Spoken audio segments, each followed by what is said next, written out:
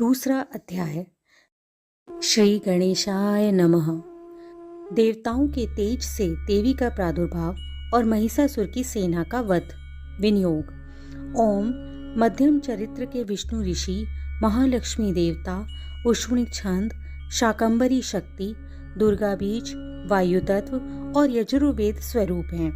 श्री महालक्ष्मी जी की प्रसन्नता के लिए मध्यम चरित्र के पाठ में इनका विनियोग है। ध्यान। मैं कमल के आसन पर बैठी हुई प्रसन्न मुख वाली महिषासुर मर्दिनी भगवती लक्ष्मी जी का भजन करती हूँ, जो अपने हाथों में अक्षमाला, फरसा, गदा, वाण, वज्र, पद्म, धनुष, कुंडिका, दंड, शक्ति, खंग, ढाल, शंख, घंटा, मधुपात्र, शूल, पाश और चक्र धारण करती हैं। ऋषि कहते हैं, पूर्व काल में देवताओं और असुरों में पूरे 100 वर्षों तक घोर संग्राम हुआ था। उसमें असुरों का स्वामी महिषासुर था और देवताओं के नायक इंद्र थे। इस युद्ध में देवताओं की सेना महाबली असुरों से परास्त हो गई। संपूर्ण देवताओं को जीतकर महिषासुर इंद्र बन बैठा। तब पराजित देवता प्रजापति ब्रह्मा जी को आगे करके उस स्थान पर गए जहां भगवान शंकर और विष्णु विराजमान थे। देवताओं ने महिषासुर के पराक्रम और उनकी पराजय का यथावत वृतांत उन दोनों देवेश्वरों से विस्तार पूर्वक कह सुनाया। वे बोले, भगवान महिषासुर सूर्य, इंद्र, अग्नि, वायु, चंद्रमा, यम, वरुण और अन्य देवताओं के भी अधिकार छीनकर स्वयं ही सबका अधिष्ठाता बन बैठा है और उस दुरात्मा महिष ने समस्त देवताओं को स्वर्ग से निकाल दिया है। अब वे मनुष्यों की भांति पृथ्वी पर विचरते हैं। दैत्यों की यह सारी करतूत हमने आप लोगों से कह सुनाई। अब हम आपकी ही शरण में आए हैं, उनके वध का कोई उपाय सोचिए। इस प्रकार देवताओं के वचन सुनकर भगवान विष्णु और शिव ने दैत्यों पर बड़ा क्रोध किया। उनकी भौहें तन गईं और मुख टेढ़ा हो गया।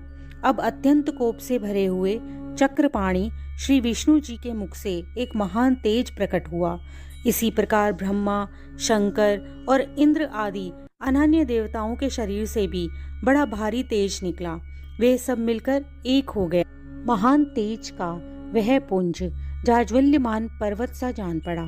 देवताओं ने देखा, वहां उसकी ज्वालाएं संपूर्ण दिशाओं में व्याप्त हो रही थीं। संपूर्ण देवताओं के शरीर से प्रकट हुए उस तेज की कहीं तुलना नहीं थी। एकत्रित होने पर वह एक नारी के रूप में परिणित हो गया और अपने प्रकाश से तीनों लोकों में व्याप्त जान पड़ा। भगवान शंकर का जो तेज था, उससे उस देवी का मुख प्रकट हुआ। यमराज के तेज से उसके सिर में बाल निकल आए। श्री विष्णु भगवान के तेज से उसकी भुजाएं उत्पन्न हुई। चंद्रमा के तेज से दोनों स्तनों का और इंद्र के तेज से मध्य भाग का प्रादुर्भाव हुआ। वरुण के तेज से जंघा और पिंडली तथा पृथ्वी के तेज से नितंब भाग प्रकट हुआ।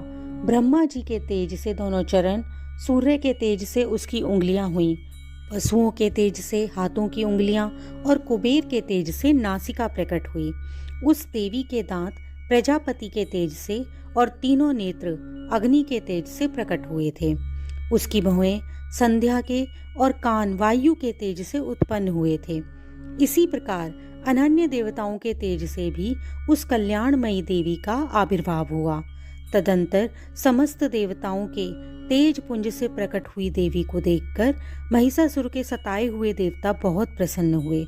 पिनाकधारी भगवान शंकर ने अपने शूल से एक शूल निकालकर उन्हें दिया।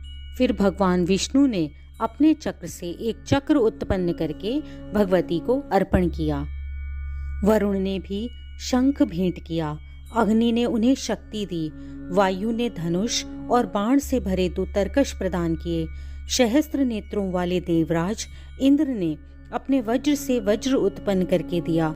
ऐरावत हाथी से उतारकर एक घंटा भी प्रदान किया। यमराज ने काल दंड से दंड, वरुण ने पाश, प्रजापति ने स्फटिक काक्ष की माला, ब्रह्मा जी ने कमंडलू भेंट किया। सूर्य ने देवी के समस्त रोमकूपों में अपनी किरणों का तेज भर दिया। काल ने उन्हें चमकती हुई ढाल और तलवार दी।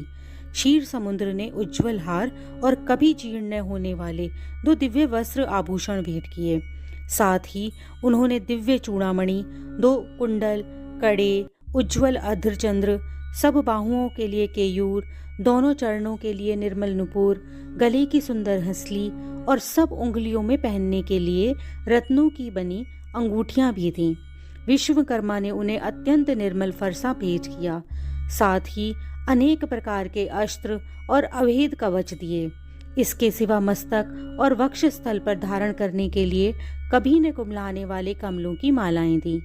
जलधि ने उन्हें सुंदर कमल का फूल भेंट किया। हिमालय ने सवारी के लिए सिंह और भांति भांति के रत्न समर्पित किए। धनाध्यक्ष कुबेर ने मधु से भरा हुआ पान पात्र दिया और संपूर्ण नागों के राजा शेष ने, जो इस पृथ्वी को धारण करते हैं, उन्हें बहुमूल्य मणियों से विभूषित नागाहार भेंट किया। इस प्रकार अन्य देवताओं ने भी आभूषण और अस्त्र शस्त्र देकर देवी का सम्मान किया।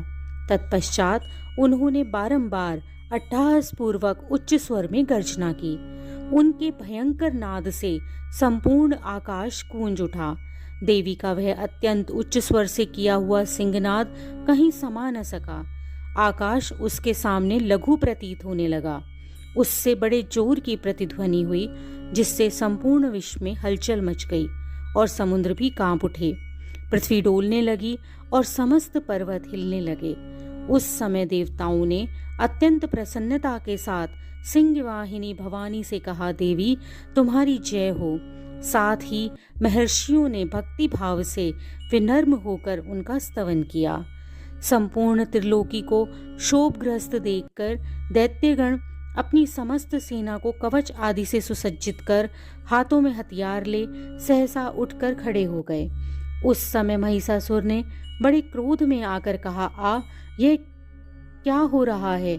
फिर वह संपूर्ण असुरों से घिरकर उस सिंहनाद की ओर लक्ष्य करके दौड़ा और आगे पहुंचकर उसने देवी को देखा, जो अपनी प्रभा से तीनों लोकों को प्रकाशित कर रही थी। उनके चरणों के भार से पृथ्वी दबी जा रही थी। माथे के मुकुट से आकाश में रेखा सी खिंच रही थी और वे अपने धनुष की टंकार से 7 पतालों को शुद्ध किए देती थी। देवी अपनी हजारों भुजाओं से संपूर्ण दिशाओं को आच्छादित करके खड़ी थी। तदंतर उनके साथ दैत्यों का युद्ध छिड़ गया। नाना प्रकार के अस्त्र शस्त्रों के प्रहार से संपूर्ण दिशाएं उद्दासित होने लगी। चिक्षुर नामक महान असुर महिषासुर का सेनानायक था। वह देवी के साथ युद्ध करने लगा। अन्य दैत्यों की चतुरांगणी सेना साथ लेकर चामर भी लड़ने लगा। 60,000 रथियों के साथ आकर उदर्ग नामक महादैत्य ने लोहा लिया। 1 करोड़ रथियों को साथ लेकर महाहनु नामक दैत्य युद्ध करने लगा, जिसके रोएं तलवार के समान तीखे थे। वह असिलोमा नाम का महादैत्य 5 करोड़ रथी सैनिकों सहित युद्ध में आ डटा। 60 लाख रथियों से घिरा हुआ वाशकल नामक दैत्य भी उस युद्ध भूमि में लड़ने लगा। परिवारित नामक राक्षस हाथी सवार और घुड़सवारों के अनेक दलों तथा 1 करोड़ रथियों की सेना लेकर युद्ध करने लगा। विडाल नामक दैत्य 5 अरब रथियों से घिरकर लोहा लेने लगा। इनके अतिरिक्त और भी हजारों महादैत्य रथ, हाथी और घोड़ों की सेना लेकर वहां देवी के साथ युद्ध करने लगे। स्वयं महिषासुर उस रणभूमि में कोटि कोटि सहस्त्र रथ, हाथी और घोड़ों की सेना से घिरा हुआ खड़ा था। वे दैत्य देवी के साथ तोमर, भिंदीपाल, शक्ति, मूसल, खड़ग, परशु और पट्टिश आदि अस्त्र शस्त्रों का प्रहार करते हुए युद्ध कर रहे थे। कुछ दैत्यों ने उन पर शक्ति का प्रहार किया, कुछ लोगों ने पाश फेंके तथा कुछ दूसरे दैत्यों ने खड़ग प्रहार करके देवी को मार डालने का उद्योग किया। देवी ने क्रोध में भरकर खेल खेल में ही अपने अस्त्र शस्त्रों की वर्षा करके दैत्यों के वे समस्त अस्त्र शस्त्र काट डाले। उनके मुख पर परिश्रम या थकावट का रंच मात्र भी चिन्ह नहीं था। देवता और ऋषि उनकी स्तुति करते थे तथा वे भगवती परमेश्वरी दैत्यों के शरीरों पर अस्त्र शस्त्र की वर्षा करती रही। देवी का वाहन सिंह भी क्रोध में भरकर गर्दन के बालों को झटकता हुआ असुरों की सेना में इस प्रकार विचरने लगा मानो वनों में दावानल फैल रहा हो।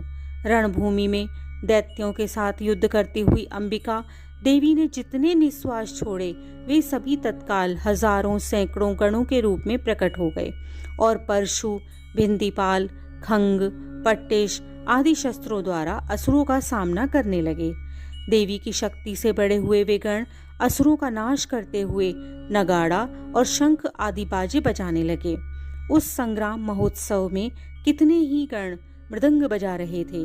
तदंतर देवी ने त्रिशूल से, गदा से, शक्ति की वर्षा से और खड्ग आदि से सैकड़ों महादैत्यों का संहार कर डाला। कितनों को घंटे के भयंकर नाद से मूर्छित करके मार गिराया। बहुतेरे दैत्यों को पाश से बांधकर धरती पर घसीटा। कितने ही दैत्य उनकी तीखी तलवार की मार से दो दो टुकड़े हो गए। कितने ही गदा की चोट से घायल होकर पृथ्वी पर सो गए। कितने ही मूसल की मार से अत्यंत आहत होकर रक्त वमन करने लगे। कुछ दैत्य शूल से छाती फट जाने के कारण पृथ्वी पर ढेर हो गए। उस रणांगण में बाण समूहों की वृष्टि से कितने ही असुरों की कमर टूट गई।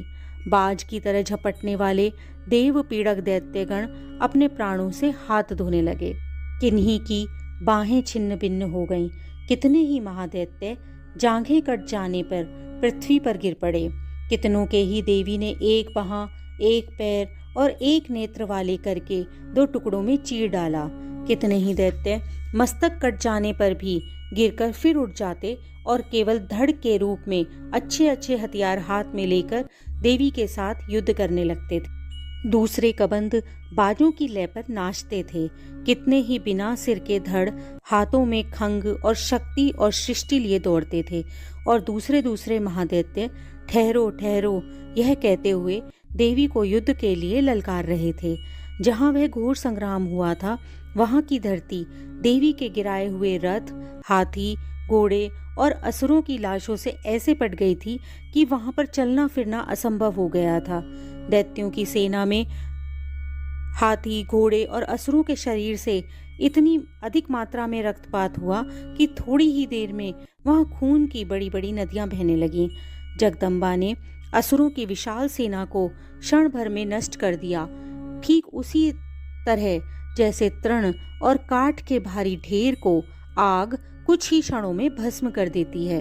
और वह सिंह भी गर्दन के बालों को हिला हिलाकर जोर जोर से गर्जना करता हुआ दैत्यों के शरीरों से मानो उनके प्राण ही चुने लेता था।